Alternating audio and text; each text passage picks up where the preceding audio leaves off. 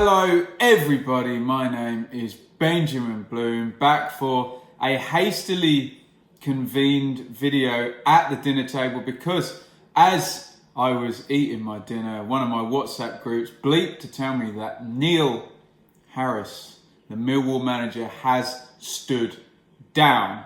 Now I haven't made any notes on this, so my reaction is purely going to be from what I know, but if you've been watching the channel for a while, you'll know that I've been fairly close to Millwall these past couple of seasons, and like a lot of people, fell in love with their 2017-18 team under Neil Harris that came up and just kicked hell out of the Championship and nearly got in the playoffs. If the last few games had gone different for them, could have been an amazing season. So the first thing to say is it's quite a sad one, really, because a lot of times we see managers go and they're fired from clubs where they've taken a job, and that's what it is. It is a job for them. They don't have the kind of link to the club, and they go in, they try it, it doesn't work, and out they go, and not much really changes. The club doesn't change very much, and the manager doesn't change.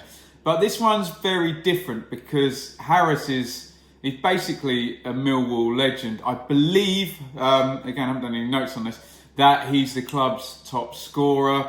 And this isn't the first time you'll hear me say this in this video, or certainly the last time.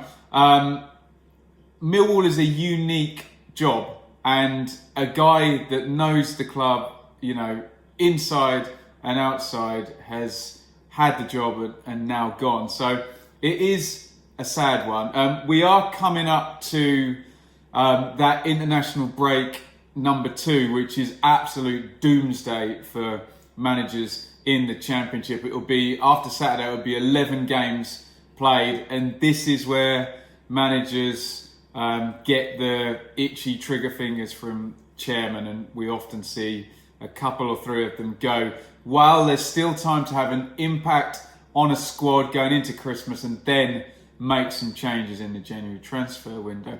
We have already had one manager go. God, I think that was after about 3 games. Jan Siewert went from Huddersfield. Nathan Jones seems to be right on the edge. And the only other one really was Harris, where the natives were, well, let's just say restless. But look, let's take this back because I've seen a lot of Millwall games and I've been at 2 of the last 3 Millwall games as well, really to see the end of Harris's tenure.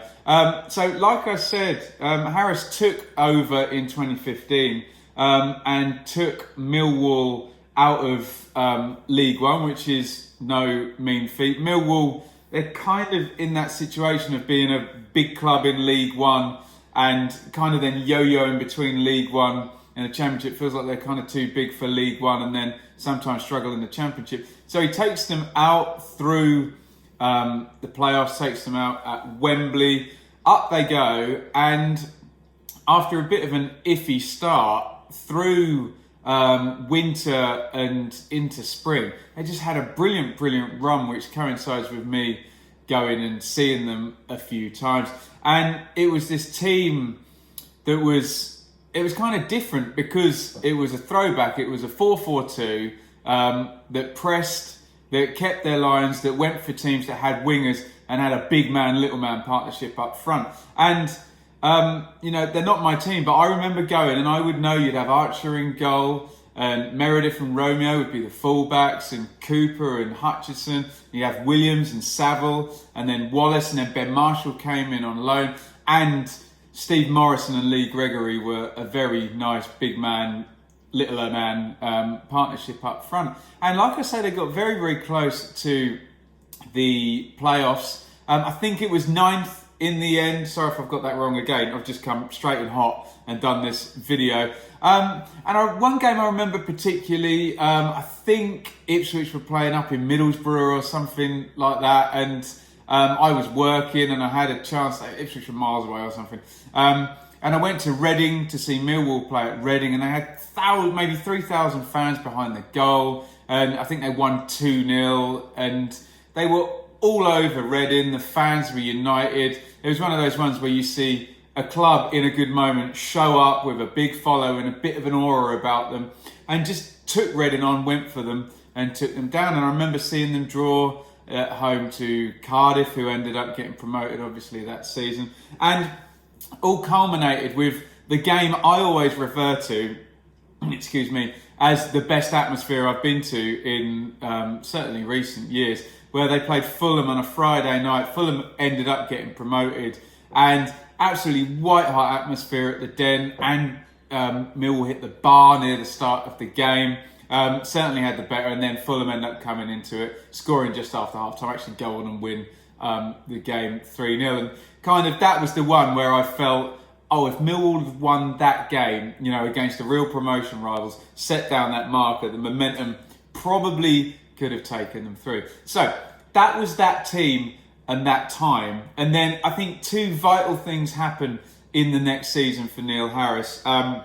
George Saville is sold to Middlesbrough, and I don't have an issue with that. Clubs of Millwall size in the Championship, you're competing against really moneyed parachute teams. You have to sell and try and regenerate. It just is what it is, unless you have those miraculous teams. I know we saw Norwich and Sheffield United. Norwich did have parachute payments and then they ran out. But like someone like a Sheffield United, where you build up lower down and you just come right on through, it's so hard, and you do have to sell and regenerate. The other thing I think that happened that was vital was, I think Steve Morrison's legs went, and Morrison was a real influence on that team, not just in terms of his size and his power, but his brains really. He very clever player, more than he's given credit for. And I think those two players came out, and then you had that sense of a team that had overachieved, losing a couple of their players, and they didn't regress to the mean. They went even lower than that, really. And they were kind of down battling. And again, I saw a decisive game last season, weird to say decisive, whereby Millwall win at Ipswich just into the new year. They're 1-0 down, and they come back in the second half, having been outplayed in that first half, it has to be said. And they win 3-2. And on that day, I kind of said to myself, look, Millwall, they're not having a good season, but they're a level above, you know, Rotherham and Bolton and Ipswich, who went down. And I kind of knew then that they're not going to go down. There's enough there. There's enough good habits with their creation of chances in the 6-yard box from set plays would literally make them better than, I know Rotherham were good at that and went down. And good defensive habits. And obviously Jake Cooper, a bit of a sort of star defender at the back there. So Millwall survive. They stay up. And we get to this season, and I know already some of the fans were a bit tetchy with Harris then, saying the team had regressed, and I was a bit surprised by that, but having now seen the end of this, I do kind of understand the Millwall fans' point of view on this one. They've started the season, and Harris was actually given a little bit of money. Cooper was kept, which was a sign of intent. I'm sure, I think they could have sold to Glasgow Rangers for a fairly decent fee. In comes Bodvarsson, in comes Matt Smith. Lee Gregory goes out, but I think that was on a fee as well. In comes Connor Mahoney. Mollenby comes in on loan from Brighton. You know, it was a new team and a new first 11 and some money given. I have to say, I would have been worried if they hadn't invested and they'd sold Cooper. I would have been, okay, this doesn't look good. But they had a really good week in, not necessarily a week, I think the first 3 games. I remember them beating Preston, and they went away to West Brom, excuse me, and got a draw. And you started to think, okay, this is going to go fairly well. I think they won another home game as well. And I was all excited then for Millwall. I thought, okay, team, he got them up. Team number 1 did really well. And then you lose, you know, Morrison, the striker, just getting older basically. You lose Saville in the midfield and had to upgrade a few other players who were maybe being dragged along by the rest of the team. But it was done. Should mention Bialkowski in goal, obviously, as well for my team, Ipswich. And then went to Fulham, didn't they, and sat off, and this much chatted about record 84% possession or whatever, and they lost 4-0 at Fulham. They just didn't recover from then. I know they got a couple of decent away draws, but they haven't won since then. And this is where people started getting a bit tetchy with Harris. And this is where I think Harris maybe started to be worrying too much about the opposition and worrying about not losing, as opposed to how they were so good in 2017-18, just going for teams, making it hard, but having an attacking threat, scoring goals, and therefore winning games. So they're on a bad run, and I go to their home game against QPR. They match up, they change formation to match up QPR, and behind the ball and cautious. And my match review was clipped by one of the Millwall Twitter accounts, and it said that I summed it up. And sometimes you can, having been away from something for a while. I hadn't seen Millwall for, I saw them at the end of last season lose home to Bristol City. A bit of a dead rubber for Millwall, and Bristol City still going for the playoffs. But it had been, say, 4 or 5 months since I'd seen them. And I'd said the same thing, since when do Millwall respect their opponents and, ease off at home trying to play for a draw? And that was clipped, and they'd said I'd summed it up. So I think that's probably the issue for Millwall fans, especially me as a neutral saying that and them clipping it and agreeing with what I'd said. And that was a bit of a surprise, especially at home at the Den. I know I'd seen Millwall at the end of last season win away at Derby. That's an away game, isn't it? And Derby got to the playoff final. So this was at home in a London derby against, albeit a QPR team on a 4-game winning streak. That was the 4th of a 4-game winning streak. But still, my point stands, I think. So they went and drew the next game.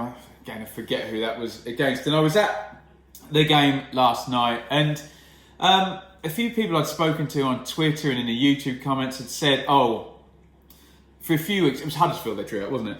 They'd said, it could turn at Huddersfield if they lose, and they drew. And then they said, it could turn at Luton if we lose. And you're kind of like, okay, this is not good, because it's just the next defeat, or 2 defeats in a row, or the next time they're 2-0 down. And it looked like it had gone over the point of no return for some of the fans.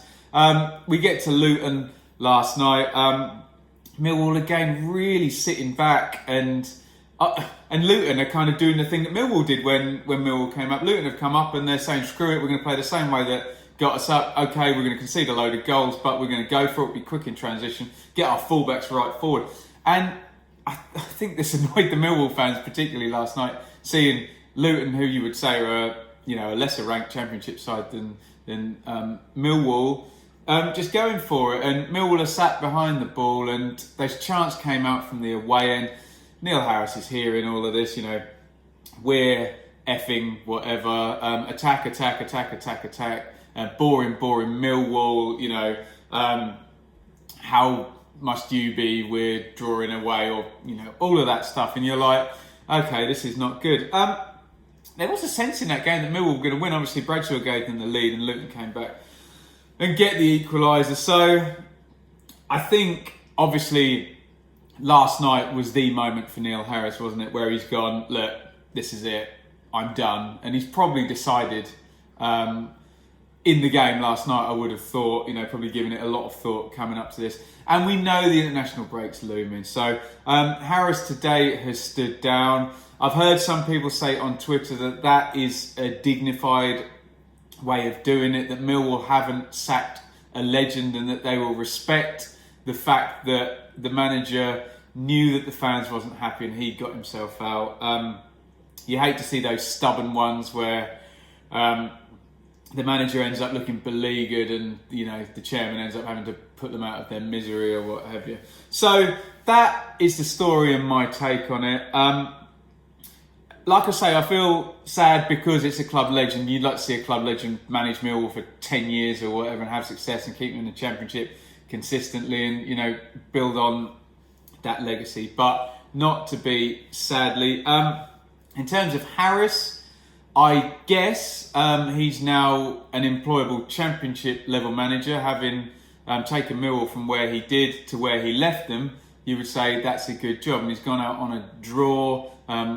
Managers like to take control of the situation like this and go out kind of, quote, their own way.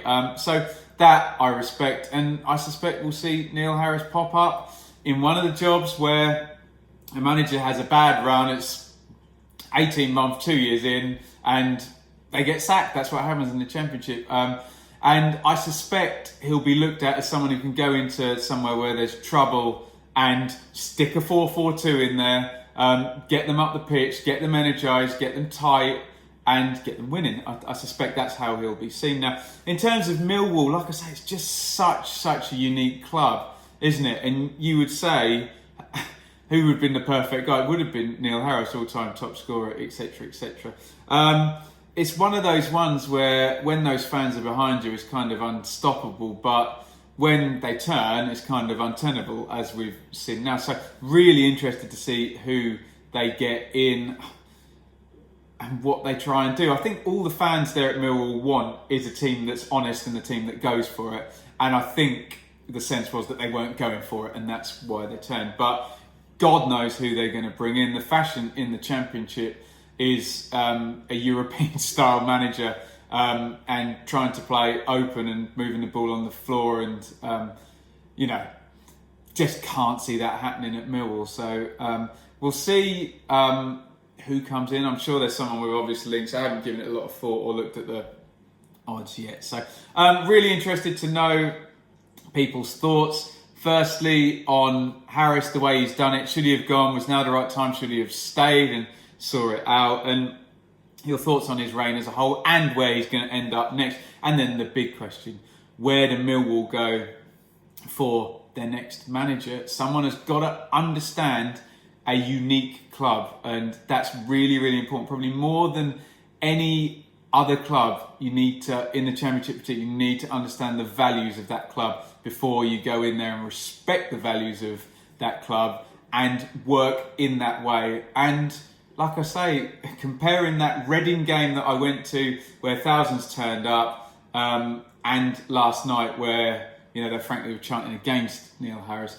you can see the difference between when they're onside and when they've turned. So that's going to be really important. Let me know what you think in the comments. Look, if I've made any factual errors, I'm sorry. Like I said, I've done zero research, so I'm just going off my gut and off my heart, really, because I do have a bit of a soft spot for Millwall, and I wouldn't like this to be the end of an era and for Harris's work to crumble. I'd like to see them move on from strength to strength, because I like going there and I've made some friends down there. So that's my take on it.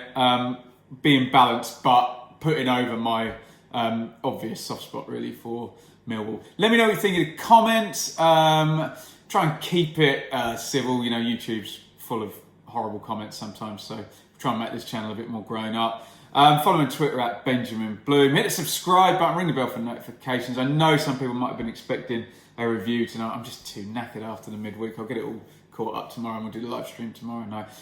This will always be free on YouTube, but I am now on Patreon, so you can support me monetarily on patreon.com/Benjamin Bloom. Thank you for watching. Get your comments in on the end of an era. Neil Harris stands down as Millwall manager. Over and out.